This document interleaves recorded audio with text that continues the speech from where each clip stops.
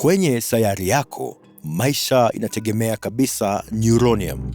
Aina yako karibu zinafanana na wanadamu, isipokuwa unahitaji neuronium katika anga kwa utambuzi wa kawaida. Bila hiyo, watu hupoteza uwezo wao wa kufikiria na kufikiria kwa kutafakari. Baada ya muda, wao hupoteza uwezo wao wa kuunda na kuhifadhi kumbukumbu za muda mrefu. Ingawa hii hakika ni hali nzuri, kipengele hiki muhimu pia hutoa chanzo cha kikomo cha nishati safi ambayo imeruhusu watu wako kustawi kwa milenia. Lakini wanasayansi wakuu wamegundua habari mbaya. Kwa namna fulani, chanzo chote cha neuronium kimeathiriwa bila kubadilishwa. Sasa inatoa uchafuzi ambao unapunguza uzazi katika spishi zako, na ikiwa sayari yako inaendelea kutegemea rasilimali hii, watu wako watatoweka ndani ya miaka 100.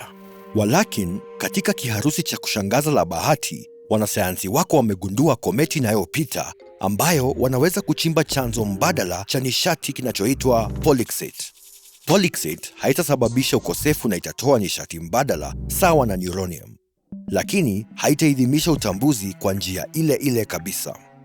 Polixite ikiwa kwenye mazingira badala ya neuronium, watu wangepoteza ubunifu wao, kumbukumbu zao za muda mrefu, na hatimaye utamaduni wao wote utatoweka. Kometi ya polixite itabaki kwenye mzunguko kwa siku chache tu, na baada ya hapo haitarudi kwa karne nyingi.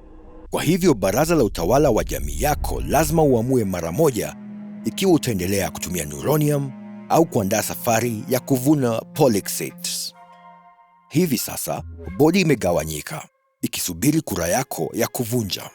Shirika la Daktari Tayloff linasema kwamba watu wako lazima waendelee kutumia neuronium. Wanaamini kuwa utamaduni wenu, karne ya fasihi, muziki na sanaa, pamoja na mafanikio yenu katika kilimo, dawa na teknolojia ndiyo ambayo hufanya maisha yenye thamani ya kuishi.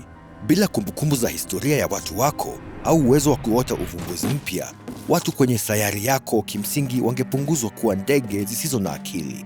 Mahitaji yao ya kimsingi ya kuishi na uzazi yatakidhiwa.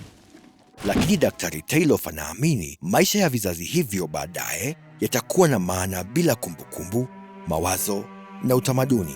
Na kwa kuwa kundi la Daktari Tayloff haliamini kwamba vizazi vijazo vina haki yoyote ya asili ya kuletwa, ikiwa haiwezekani waongeze kwenye ustaarabu waliourithi, hakuna maana ya kujaribu kuzihifadhi.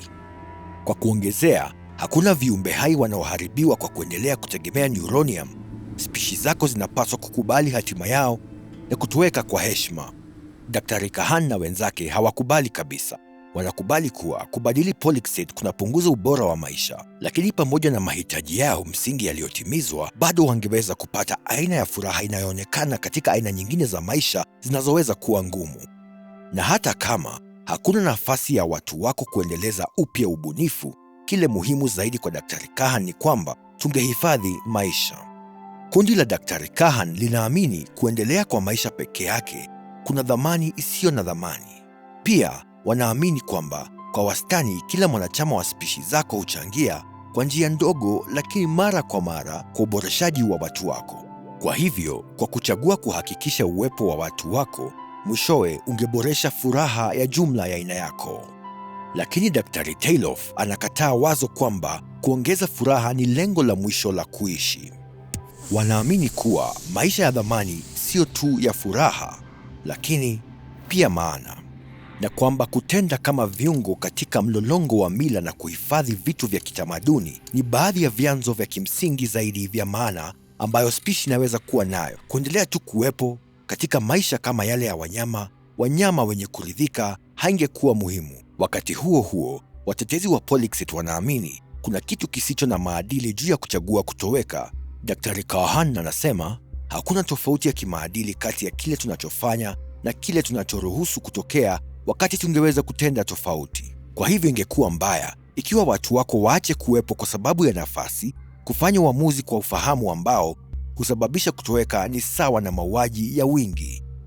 Pande zote mbili zina mengi zaidi ya kusema, lakini baraza linahitaji kura yako sasa. Basi itakuwa nini? Neuronium kwa muda au polixite milele? Endelea kuboresha ustadi wako wa kusababu kupitia kwa video hizi. na ujisajili kwenye kituo chetu. Huwezi kujua ni lini utahitaji zana za kukabili utata wa maadili.